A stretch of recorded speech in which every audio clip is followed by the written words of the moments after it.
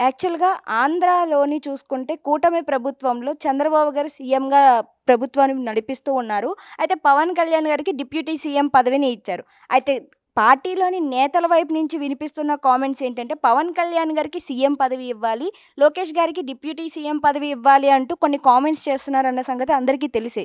అయితే అది నిజానికి వాస్తవంగా బయటికి అయితే ఇంకా మీడియా ముందుకు రాలేదు. బట్ వాళ్ళ పార్టీలో వాళ్ళు మాట్లాడుకుంటున్నట్టు తెలిసింది. అయితే దీనికి నిదర్శనంగా నిర్మాత తమ్మారెడ్డి భరద్వాజ్ గారు ఒక ఆసక్తికరమైన ఆయన కమెంట్ గురించి నిర్మాత భరద్వాజ్ గారు ఆయన కమెంట్ అనేసారు. దాని గురించి అవును. మనం ఎందుకు మాట్లాడటం కానీ హ్మ్. ఇప్పుడు ఆయన కార్యకర్తలు ఏదో పవన్ కళ్యాణ్‌ని సీఎం అవ్వాలి అని కోరుకుంటున్నారు అంటే హ్మ్. సీఎం ఎప్పుడవుతాడు? చంద్రబాబు సీఎంగా ఉన్నాడు. హ్మ్. ఇప్పుడు ఆ సీట్ ఎప్పుడు ఖాళీ అవుద్ది? చంద్రబాబు మరణిస్తే ఖాళీ అవుద్ది. హ్మ్. ఈ 5 ఏళ్ళు చంద్రబాబు ఆయన సీఎం, ఆయన బతికున్నంత వరకు ఆయనే సీఎం. హ్మ్. బతికుండగా ఆయన్ని సీఎంని దింపి జరగదు కదా! ఆ! హ్మ్. సో, ఆ సీ పవన్ కళ్యాణ్‌ని సీఎం చెయ్యాలి అంటే ఆ సీటు ఖాళీ అయిందా? అంటే వీళ్ళేమన్నా కలగంటున్నారా? చంద్రబాబు కాలం తీరిందని కలలు కంటున్నారా? లేదా కోరుకుంటున్నారా? ఆయన కాలం తిరగపోతే జరగదు. ఆయన కాలం ఉన్నంత వరకు ఆయనే సీఎము కదా! హ్మ్. ఇప్పుడు సడెన్‌గా ఈయన సీఎం అవ్వాలంటే ఆయన కాలం చెల్లిందని మీరు అంటున్నారా? కోరుకుంటున్నారా? హ్మ్. ఒక దౌర్భాగ్యపు ఇది. అప్పుడు డిప్యూటీ సీఎం అనే దానికే అస్తవ్యస్తంగా చేస్తారు. డిప్యూటీ సీఎంకే పనికిరాడు అనే పరిస్థితిలో ఈయన సీఎం ఇంకా దేశం రాష్ట్రం అంత దౌర్భాగ్య స్థితికి వెళ్ళిపోవాలా? అంత దురదృష్టం ఈ రాష్ట్రానికి ఉందని నేను అనుకోవట్లేదు. హ్మ్. డిప్యూటీ సీఎంగానే అస్తవ్యస్తంగా ఉంది. ఆయన మాటలు, ఆయన చేతలు. ఆహ్, లా అండ్ ఆర్డర్ సీఎం చేతిలో ఉంటే ఆయనతోని తిడతాడాయన. లా హ్మ్. అండ్ ఆర్డర్ ఎవరి చేతిలో కూడా ఉందో తెలీదు. అక్కడ ఆల్రెడీ షిప్‌ని సీజ్ చేసి ఉంటే సీజ్ ది షిప్ అని డ్రామా చేస్తాడు. మళ్ళా సెంట్రల్ గవర్నమెంట్ ఏమో హూ ఆర్ యూ అది ఆపడానికి ఎవరికి అధికారం ఉంది? నో. ఆ షిప్ వెళ్ళిపోద్ది అని అంది. నోరు మూసుకున్నాడు. మరి అది కూడా తెలీదు. అది ఎవరి ఆధ్వర్యంలో ఉంది? మనం చేయొచ్చా సీజ్ ది షిప్ అనే అధికారం మనకుందా? సెంట్రల్‌కుందా? అది కూడా తెలియకుండా సీజ్ ది షిప్ అని ఒక షో చేశాడు. ఆహ్, రోడ్లేయటానికి బాగానే రోడ్లు బాగు చేయాలంటే ఈయన చెప్పులు లేని కాళ్ళతోటి నడవటము, అదొక ఫోటోలు తీయటం, దాన్ని చూపించడం. అదేముంది డిప్యూటీ సీఎంగా నీకు వర్చువల్ ఇవాళ టెక్నాలజీ పెరిగింది. నువ్వు రోడ్డు ఎళ్లి తిరగక్కర్లేదు. సినిమా షో లాగా తప్పితే నువ్వు రోడ్డు తిరగడం ఎందుకు?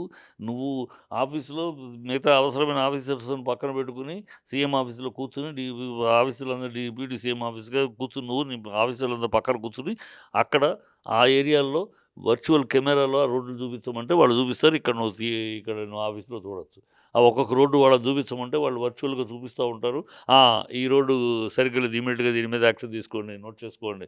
ఇట్లా కూర్చొని సో, 10 రోడ్లు చేయొచ్చు. నువ్వు నడిస్తే ఎన్ని రోడ్లు చేస్తావు? ఇది షో.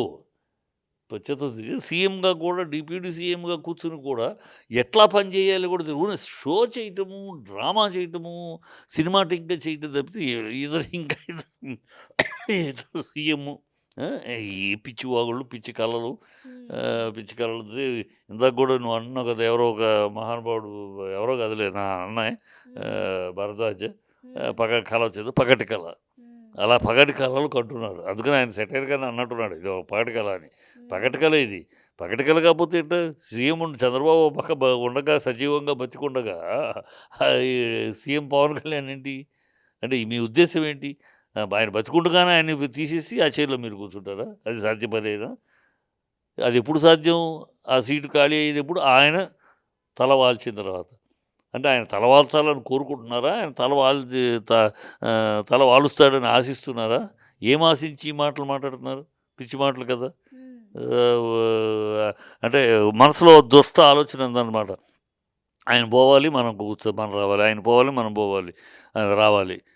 ఆయన పోతే బాగుండు. ఆయన తొందరగా పోతే బాగుండు అన్నట్టు కోరుకున్నట్టు ఉంది. దౌర్భాగ్యపు హ్మ్. ఆలోచనలు. అంత చిల్లర దౌర్భాగ్యపు ఆలోచనగా ఉన్నట్టుంది అంతే. హ్మ్. దాని పగటి కలలు అది జరగదు. అంత అంత దురదృష్టం, అంత దౌర్భాగ్యం ఆంధ్ర రాష్ట్రానికి ఉందని నేను అనుకోవట్లేదు. మరి పార్టీ కార్యకర్తల వైపు నుంచి వినిపిస్తున్న ఇంకో మాటేంటంటే, చంద్రబాబు గారి కంటే పవన్ కళ్యాణ్ గారికి సీఎం పదవి ఇచ్చి, లోకేష్ గారికి డిప్యూటీ సీఎం పదవి గనక అప్పజెప్తే, ఏ ఇంకా కార్యకర్తలమ్మా? సస్యశ్యామలంగా నడిపిస్తారు ఏ ఆంధ్రప్రదేశ్. కార్యకర్తలమ్మా? హ్మ్. ఏ కార్యకర్తలు?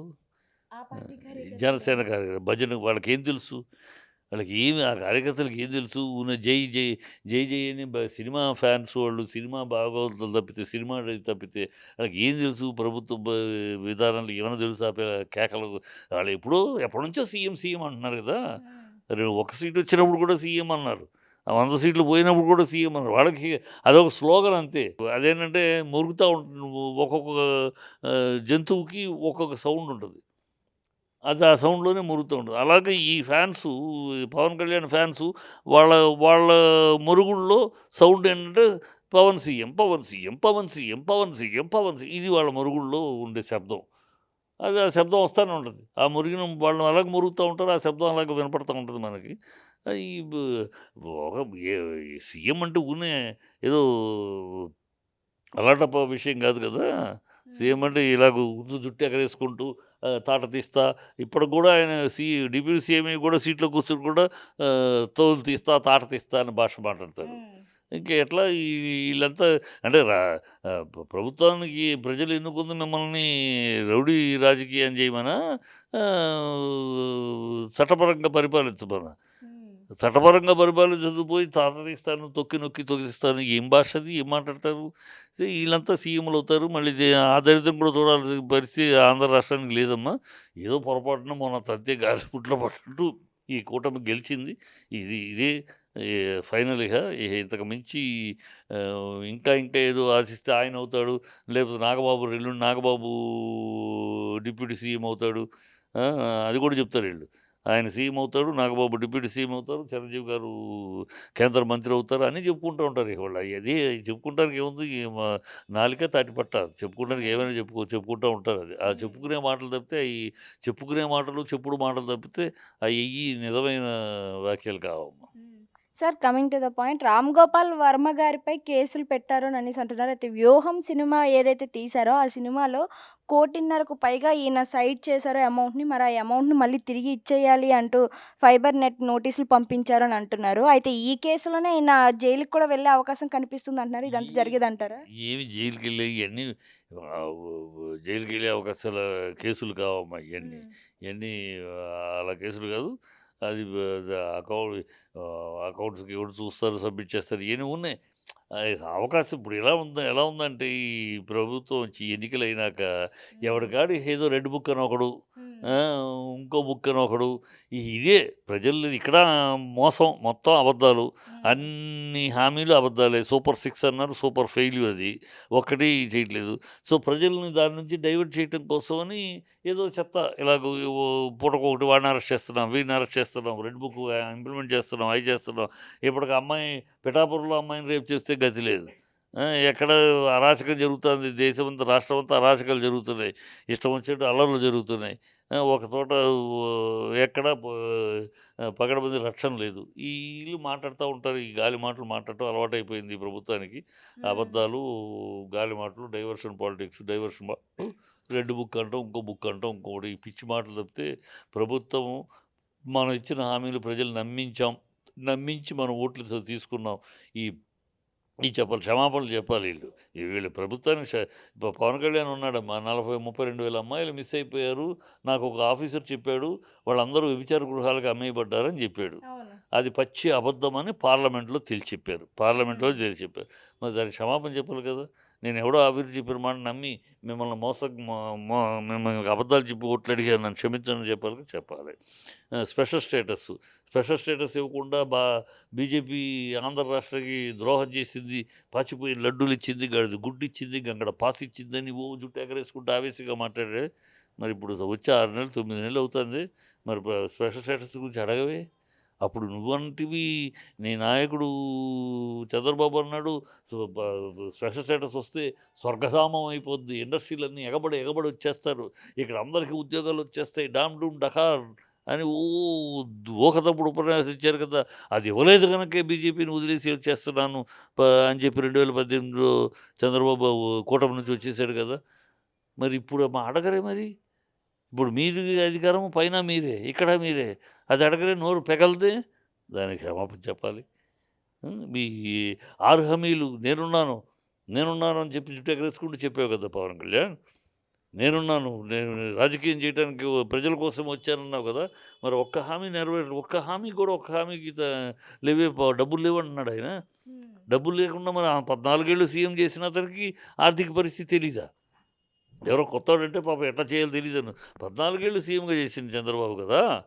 ఆ! అంత వాడికి ఈ రాష్ట్ర పరిస్థితి తెలీదా? ఇప్పుడంటే ఇప్పుడు చెప్తున్నాడు. తొందరపడి అనౌన్స్ చేసేసాము. హామీలిచ్చాము. భయమేస్తుందట. ఏమి చిన్నపిల్లాడా మాట్లాడే మాటలు అయి? 14 ఏళ్ళు సీఎంగా ఉండి 40 ఏళ్ల అనుభవం నువ్వు చంద్రబాబు మాట్లాడు. దాన్ని అడగడే. పవన్ కళ్యాణ్ దాని గురించి అడగడే. ఈ హామీలు నువ్వు ప్రజలు సగమే చంద్రబాబుని నమ్మింది. సగం నిన్ను నమ్మాడు ప్రజలు. నువ్వేదో జుట్టు ఎగరేసుకుని ఆవేశంగా కావేశంగా ఆరు అడుగులు బుల్లెట్ చించేస్తాడు, పొడిచేస్తాడు, దన్నేస్తాడు, దున్నేస్తాడని చెప్పి నీ ఆవేశం చూసి నమ్మారు. ఇవాళేమో నువ్వు తుస్సుమన్న 6 అడుగుల బుల్లెట్ కాదు, అరడుగు బుల్లెట్ కూడా కాదు, తుస్సుమన్న బుల్లెట్ అనిపిస్తున్నావు. ఏం మాట్లాడవు. ఇంకా దానికి కౌంటర్ ఏదో ఇంకోటి ఏదో అబద్ధాలు, ఇంకో అబద్ధాన్ని ఎతుకు, ఎప్పటికప్పుడు ఏ అబద్ధాన్ని ఎతుకు. నిన్నటిదాకా మా నాన్న సిగరెట్లు వెలిగించుకుంటారు. నాకు మతం ఏంటయ్యా? మా నాన్న దీపారాధనలో సిగరెట్ వెలిగించుకుంటాడు. నేను క్రిస్టియన్ అబ్బా! నేను బాప్టిజం తీసుకున్నాను. నా పిల్లలు క్రిస్టియన్సు. అసలు ఈ దేశంలో మత కల్లోలాల కారకులే హిందువులు. హిందువులు, హిందూ మత పెద్దల వల్లే కారకులు. మిగతా వాళ్ళెవరో చెయ్యరు. వీళ్ళే మత కల్లోలాల కారకులు అని చెప్పిన నోరు కదా నీ నోరు పవన్ కళ్యాణ్. ఇవాళ ఏ నోరు పెట్టుకుని అదే నోటితోటి ఇవాళ నేను సనాతని అంటావా? ఏమి మనిషివి నువ్వు? ఎప్పుడేం మాట్లాడతావు? ఎందుకేం మాట్లాడతావు? ఓ శృతి సనాయి ఉండదా? ఓ శృతి సనాయి ఉండదు. నువ్వేమి నిన్నేం మాట్లాడావో నీకు గుర్తుండదా? ఇవాళేం మాట్లాడావో రేపు గుర్తుండదా? ఈ మతిమరుపు ప్రాబ్లమ్ ఏమైనా ఉందా నీకు? లేతే ఆలోచించకుండా అప్పటికప్పుడు ఏదో మాట్లాడేవాడికి ఏం మాట్లాడావో గుర్తుండదు. ఏమన్నావు నిన్న అంటాడు. ఎందుకంటే ఆలోచించకుండా మాట్లాడు. నువ్వు ఆలోచించకుండా మాట్లాడుతున్నావా? ఆలోచించకుండా మాట్లాడేవాడివి నువ్వు అసలు ఒక ప్రజానాయకుడికి ఎట్లా అవుతావు? నువ్వు ఒక ప్రభుత్వాన్ని ఎలా నడపగలవు? ఉండగలవు? ప్రభుత్వం నడిపే విధానంలో నీకెక్కడ హక్కు ఉంటది? ఏం మాట్లాడుతున్నావో తెలీదు. ఎందుకు మాట్లాడుతున్నావో తెలీదు. ఏ విషయం ఇవాళ ఏం మాట్లాడావో రేపు వేరే మాట్లాడతావు దానికి విరుద్ధంగా. నువ్వు మీరొక నాయకులు, మీదొక ప్రభుత్వం. సిగ్గు చేయటం అంతకన్నా ఇంకేం లేదు. సార్ బాలకృష్ణ గారికి పద్మభూషణ్ పురస్కారం ఇస్తున్నారు. అయితే ఆయనకి ఇంత ప్రెస్టీజియస్ పురస్కారం ఇవ్వడం మీద మీ అభిప్రాయం ఏంటి సార్ అసలు? ఏమమ్మా అర్హుడు, యోగ్యుడు. దానికి అతనికి అదే అది పొందటానికి అర్హత, యోగ్యత ఉంది.